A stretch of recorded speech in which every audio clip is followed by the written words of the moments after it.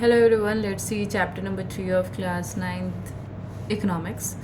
So I have here kept the updated note and the old NCRT.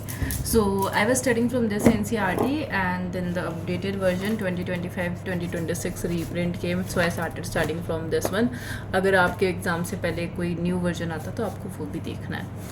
तो अभी हम देखते हैं कि है क्या सिचुएशन, क्या है हमारी कंट्री में. 2011 के सेंसस के हिसाब से देखें तो 27 करोड़ लोग थे, वो क्या थे, गरीबी रेखा से नीचे थे, तो वो पुअर थे. हमारी कंट्री में कितने लोग पुअर हैं? 27 करोड़, डेट इज़ 270 मिलियन. हर 5 में से एक बंदा क्या है, गरीब है हमारी कंट्री में, पुअर है, ये बताया हुआ है. अब गरीब लोगों की क्या निशानी होती है, उनके पास वो हंगरी होते हैं, उनके पास खाने के लिए नहीं होता. हंगर इन द सेंस कि उनके पास न्यूट्रिशंस की भी कमी होती है, घर नहीं होता रहने के लिए, क्लीन वाटर फैसिलिटीज़ अवेलेबल नहीं होती, सैनिटेशन फैसिलिटीज़ अवेलेबल नहीं होती, एक रेगुलर जॉब नहीं होती, कोई डिसेंट लेवल ऑफ लिविंग नहीं होता, लैंडलेस होते हैं, अनएम्प्लॉयड होते हैं, फैमिली साइजेस बड़े होते हैं, पढ़े लिखे नहीं होते हैं, पुअर हेल्थ होती है, चाइल्ड लेबर होता है, हेल्पलेसनेस होती है. ये सारे फैक्टर्स हमें कहाँ पे देखने को मिलते हैं? एक गरीब फैमिली में देखने को मिलते हैं, पॉवर्टी वाली जगह पे हमें देखने को मिलती हैं.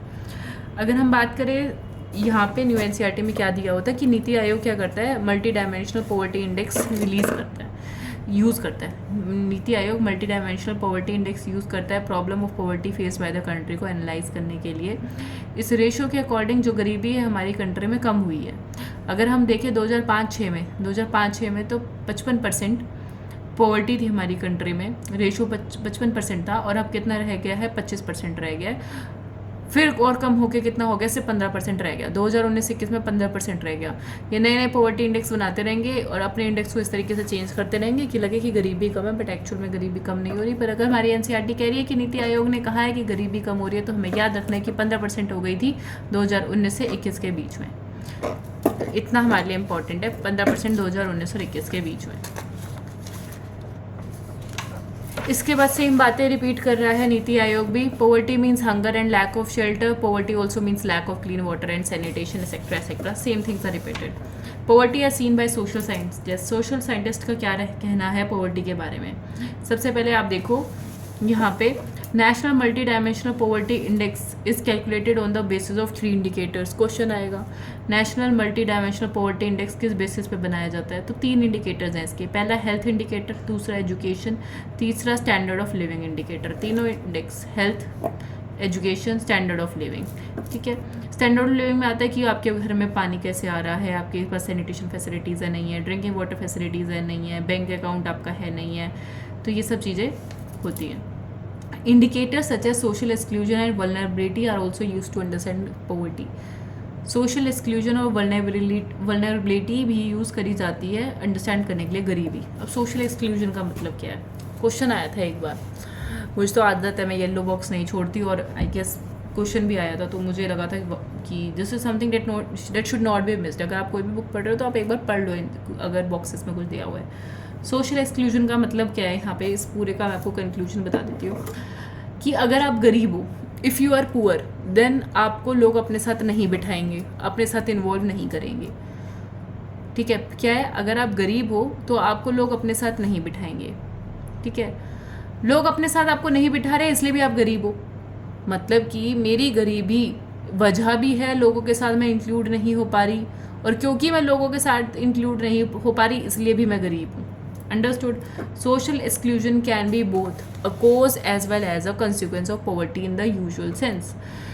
Cause है social exclusion कि भाई मेरे को लोग अपने साथ नहीं बिठा रहे इसलिए मैं गरीब हूँ, क्योंकि मैं गरीब हूँ इसलिए नहीं बिठा रहे. तो दोनों तरीके से इस चीज़ को हम यूज़ करते हैं, सोशल एक्सक्लूजन को. वल्नरेबिलिटी का मतलब है कि अगर कुछ बुरी सिचुएशन आ गई, फॉर एग्जांपल कोविड आ गया था, तो सबसे पहले लोग कौन मरेंगे? गरीब लोग मरेंगे. तो वल्नरेबिलिटी मतलब कि तुम्हारा चांस ज़्यादा है, अगर कुछ भी बुरी सिचुएशन आती है तो तुम्हारा चांस ज़्यादा है कि तुम्हें ज़्यादा एडवर्सिटी फेस करनी पड़ेगी, तुम्हें ज़्यादा प्रॉब्लम फेस करनी पड़ेगी. ये होता है हमारा वल्नरेबिलिटी. पॉवर्टी लाइन, एक ना वो सोच लिया इंडिकेटर, एक इंडिकेटर बना लिया कि अगर आप इतने पैसे कमाते हो या फिर से आप इतने खाना खाते हो तो आप गरीब हो या आप गरीब नहीं हो. तो इन्होंने एक क्या है, एक लाइन बना ली है, तो वो लाइन के बारे में यहाँ पे बताया हुआ है. यहाँ पर बहुत कुछ लिखा हुआ है जो बहुत कुछ इम्पॉर्टेंट है. पॉवर्टी लाइन में very with time and place. Poverty line her country की अपनी अलग अलग हो सकती है, समय के हिसाब से इसको बदलते रहते हैं, जगह के हिसाब से ही बदलते रहते हैं। A person not having a car in the US में बी कंसिडर्ड पुअर। एक पर्सन जिसके पास कार नहीं है अमेरिका में, यूएस में, यूनाइटेड स्टेट्स में, तो उसको गरीब माना जा सकता है। In India owning of A car is still considered luxury. हमारे देश में अगर कार लिया तो आज भी उसके लिए वो लग्जरी की चीज़ है। The present formula for food requirement while estimating the poverty line is based on the required calorie requirement. आज के समय में हमारी कंट्री में जो देखा जाता है पॉवर्टी लाइन, वो किस बेसिस पे है? कैलोरी रिक्वायरमेंट पे। अगर एक पर्सन रूरल एरिया में, गांव वाले इलाके में 2400 कैलोरी का खाना खा रहा है, ठीक है, पर पर्सन पर डे, एक दिन में 2400 कैलोरीज का खाना खा रहा है, तो वो गरीब नहीं है। अर्बन एरियाज़ में क्योंकि काम कम करना पड़ता है, इतना कुछ फिजिकल वर्क नहीं करना पड़ता, तो अगर आप 2100 कैलोरीज खा रहे हो एक दिन में, तो आप गरीब नहीं हो। The calorie needs varying depend on age, sex and the type of work that a person does.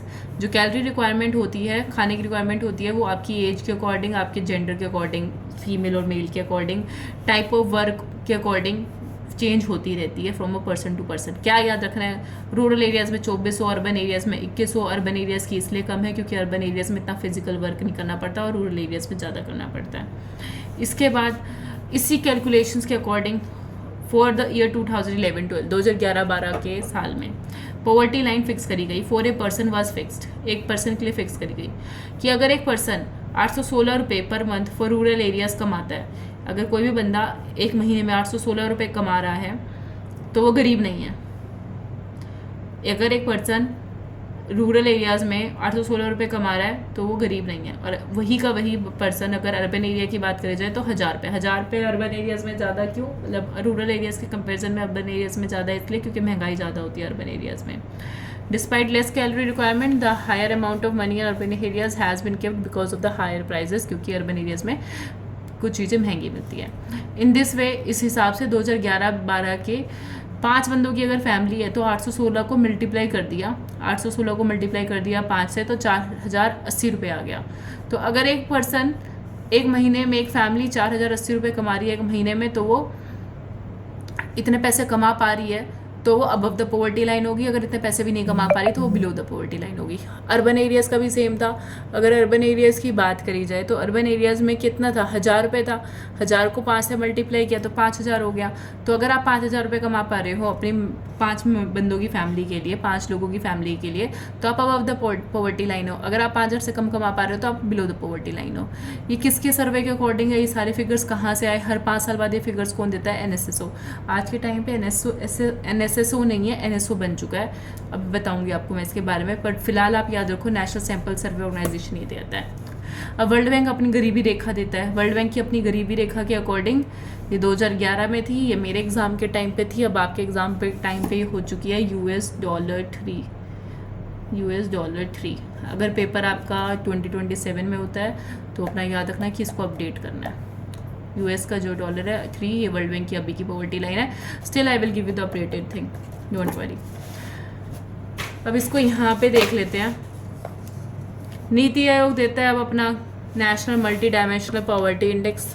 12 चीज़ों का इंडेक्स बन के आया है। ये बताता है कि किस तरीके से आपको पता चलेगा कि आप गरीब हो या नहीं हो। ये 12 इंडिकेटर्स हैं नीति आयोग ने दिए हैं। क्या इंडिकेटर्स हैं, किस में क्या कहा गया, आपको पता होना चाहिए। न्यूट्रिशन के बारे में बात करी गई है, maternal health, schooling, fuel, sanitation, etcetera etcetera. 12 के अंदर का क्या है थोड़ा बहुत याद रखो, अच्छी बात है। फैक्टर्स ज़रूर याद रखना, कितने हैं ये तो एग्जैक्टली आपको याद होना चाहिए कि 12 हैं। उसके बाद बात करी जाए तो फिर उसके बाद बताया हुआ है पॉवर्टी एस्टिमेट्स के बारे में कि the proportion of people below poverty line further came down to 22% in 2011-12। देखो पहले पॉवर्टी ज़्यादा थी, 2011-12 में सिर्फ 22% ऑफ द पॉपुलेशन जो है हमारी वो गरीबी रेखा के नीचे रह गई है। फिगर्स चेंज होती रहती हैं, इतना फिगर्स पे ध्यान मत देना, जो फिगर्स इंपॉर्टेंट होंगी वो मैं आपको बता दूँगी। अब अगर बात करी जाए SC की, ST की, OBCs की, वुमेन की, ट्राइबल्स की, तो ये वो वाले सेक्शंस हैं जो वल्नरेबल सेक्शंस हैं। ज़्यादातर हम देखते हैं कि यही गरीबी रेखा के नीचे पाए जाते हैं। इंटरस्टेट डिस्पैरिटीज़ की बात करें तो ऐसा नहीं है कि पूरी कंट्री में समान दर है पॉवर्टी का। कुछ स्टेट्स जो हैं वो ज़्यादा पुअर हैं, कुछ स्टेट जो हैं वेल ग्रोन स्टेट्स हैं। For example Bihar and Odisha जो है वो 2 पुअरेस्ट स्टेट्स हैं, सबसे ज़्यादा गरीबी हमें बिहार में देखने को मिलती है, 33.7 ऑफ द पॉपुलेशन गरीब है, ओडिशा में 32.6% ऑफ द पॉपुलेशन गरीब है। ग्लोबल पॉवर्टी सिनेरियो तो देखें, अगर हम देखें तो हमारी जो कंट्रीज़ है साउथ एशिया की, इंडिया, पाकिस्तान, श्रीलंका, नेपाल, भूटान, सब जगह क्या हो रही है, गरीबी थोड़ी थोड़ी कम हो रही है, सब कंट्रीज़ प्रोग्रेस कर रहे हैं। पॉवर्टी पर कुछ देशों में सामने आ गई है, फॉर एग्जांपल जैसे कि जो रशिया था या फिर से कुछ ऐसी कंट्रीज जहाँ पे कभी गरीबी देखने को ही नहीं मिली थी, उन कंट्रीज़ में भी गरीबी अब देखने को मिली है। यूनाइटेड नेशंस के जो सस्टेनेबल डेवलपमेंट गोल्स हैं जो रीच करने हैं हमें 2030 तक, उसमें एक गोल ये भी है कि हमको गरीबी ख़त्म करनी है फ्रॉम द वर्ल्ड। इधर देख लेते हैं, वर्ल्ड बैंक के अकॉर्डिंग भी जो गरीबी है वो गिर रही है। फॉर एग्जांपल 16.27% से 9.05% तक आ गई थी 2019 में। पॉवर्टी चाइना में भी गिरी है, साउथ एशियन स्टेट्स में भी गिरी है। क्यों गिरी है इन सारी जगह पे? क्योंकि यहाँ पे ग्रोथ और इन्वेस्टमेंट हुई है, डेवलपमेंट हुई है इन जगह पे।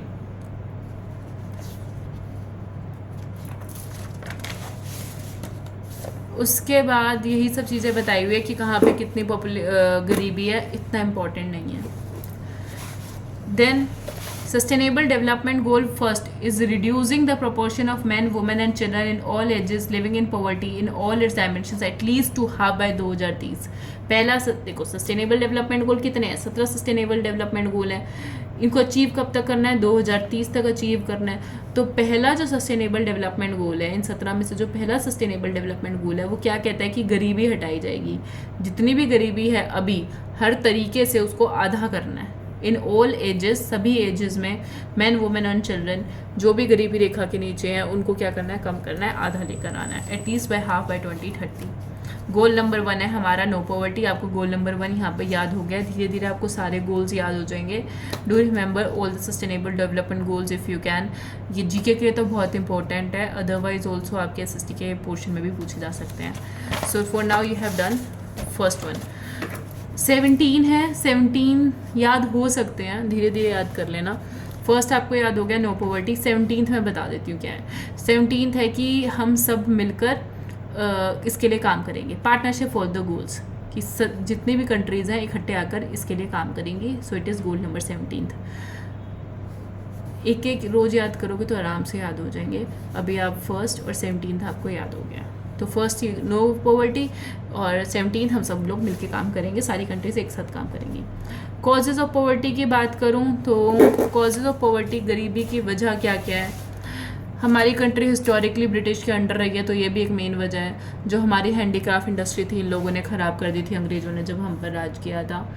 इसके बाद हमारी कंट्री में इकोनॉमिक अपॉर्चुनिटीज़ काफ़ी कम मिली, एम्प्लॉयमेंट अपॉर्चुनिटीज़ काफ़ी कम मिली।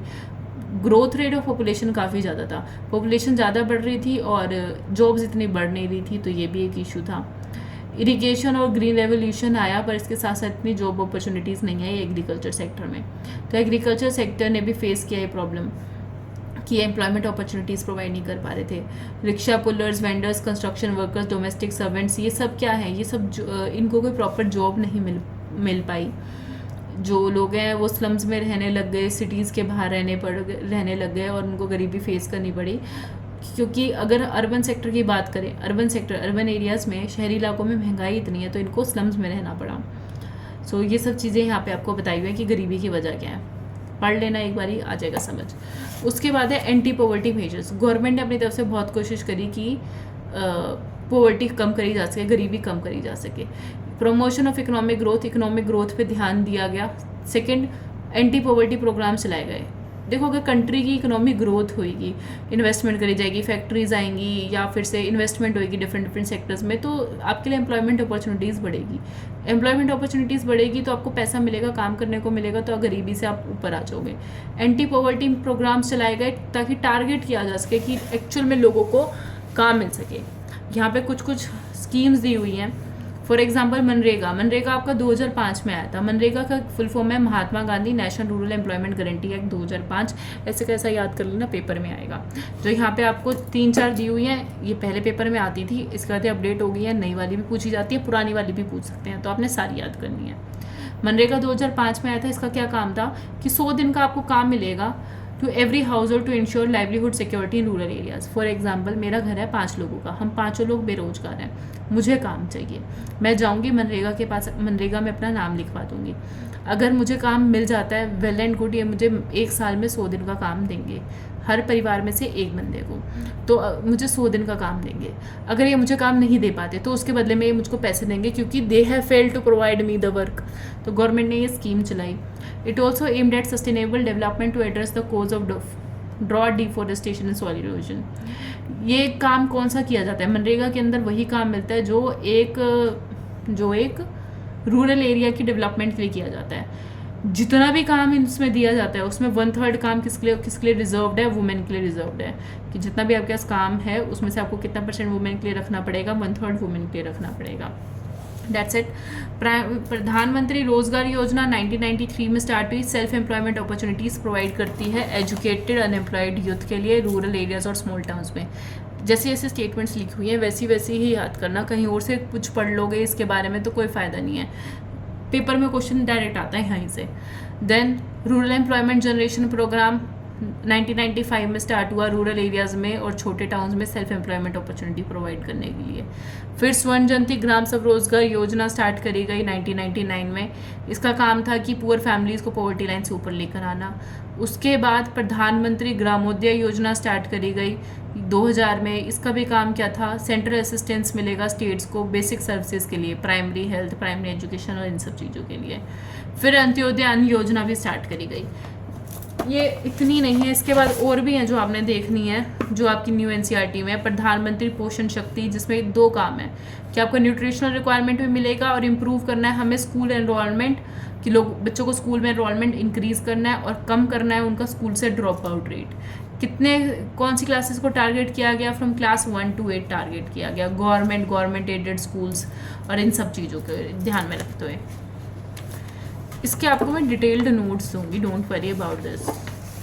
आई don't want you to miss any scheme. Then Pradhan Mantri Surakshit मातृत्व अभियान है, ये 2016 में स्टार्ट किया गया। मैटरनल इन्फेंट मोर्टेलिटी, जो बच्चे मर जाते हैं या फिर से जो वुमेन बर्थ डेट टाइम बच्चों को जिनकी डेथ हो जाती है, उस रेट को कम करने के लिए तो वुमेन को एंटीनेटल केयर, जब बेबी होने वाला होता है उस टाइम पे केयर प्रोवाइड करी जाती है। Services are provided on the 9th day of every month. इसमें जो सर्विसेज है वुमेन को कम मिलती है हर महीने के 9th डे पे।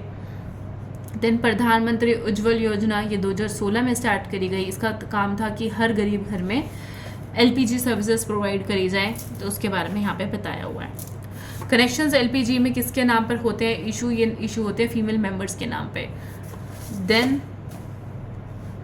National multi dimensional poverty index Niti Aayog देता है किसके कोलैबोरेशन के साथ? UNDP और Oxford policy and human development initiative के साथ। तो जब आप चैप्टर पढ़ लेते हो उसके बाद आपने समरी भी रीड करनी होती है। अगर मैं आपको अपने इस चैप्टर के नोट्स दिखाऊं तो 2011-12 में क्या सिचुएशन थी, सोशल एक्सक्लूशन क्या है, वल्नरेबिलिटी क्या है। रूरल एरियाज़ में 2400, अर्बन एरियाज़ में 2100। रूरल एरियाज़ में 816 को 5 से मल्टीप्लाई किया तो 4080। अर्बन एरियाज़ में 1000 को 5 से मल्टीप्लाई किया तो 5000 आ गया। देन पुअर स्टेट क्या है? ह्यूमन रिसोर्स डेवलपमेंट पे फोकस किया केरला ने, लोगों पे पैसा खर्च किया, लोगों की एजुकेशन और हेल्थ पे पैसा खर्च किया और केरला ने अपने लोगों को डेवलप कर दिया। लैंड रिफॉर्म मेजर्स लेकर आए और गरीबी को दूर किया वेस्ट बंगाल में। फूड ग्रेन्स को डिस्ट्रीब्यूट करके सिचुएशन इंप्रूव करी गरीबी की आंध्र प्रदेश और तमिलनाडु ने। देन मनरेगा क्या है? प्रधानमंत्री रोजगार जो योजना और बाकी सारी योजना मैंने आपको बता ही दी हैं, तो ये सारा वही बताया हुआ है। देन यहाँ पे कुछ पढ़ा होगा मैंने कहीं पे, बनारस हिंदू यूनिवर्सिटी किसने ओपन करी थी? मदन मोहन मालवीय ने करी थी, तो ये भी आपको पता होना चाहिए। So that was all in this chapter. Thank you for watching the video. Do go through someone else for this video. ये भी देख ही लेते हैं। हाउएवर ये आपको अच्छे से भी करना है, बट अभी यहाँ पे मैंने जैसे लिखा हुआ है शॉर्ट फॉर्म में, मैं आपको उतना ही बता देती हूँ। पहले ना वर्किंग ग्रुप बैठा 1962 में प्लानिंग कमीशन का। इन्होंने फर्स्ट टाइम कोशिश करी पॉवर्टी लाइन को डिफाइन करने के लिए। वर्किंग ग्रुप प्लानिंग कमीशन का 1962 में बैठा, पहली बार कोशिश करी गई पॉवर्टी लाइन को डिफाइन करने के लिए। फिर 1971 में VM दांदेकर and N Wrath committee बैठी और इन्होंने कैलोरी रिक्वायरमेंट की बात करी। उसके बाद वाई के अलग टास्क फोर्स बैठा, वाई के अलग टास्क फोर्स बैठा 1979 में। इन्होंने कहा कैलोरी बेस्ड रिक्वायरमेंट होगी 2400 और ये जो 2100 की आज की फिगर्स हैं ये कई अलग टास्क फोर्स ने। उसके बाद DT Lakdawala expert group committee बैठी 1993 में। उसके बाद तेंदुलकर कमेटी बैठी 2005 में, इन्होंने रिपोर्ट दी 2009 में। लास्ट में रंगाराजन एक्सपर्ट ग्रुप बैठा 2012-14 में।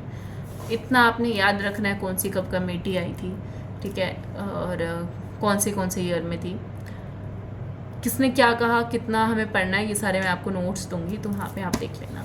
That's all in this chapter. Thank you for watching the video.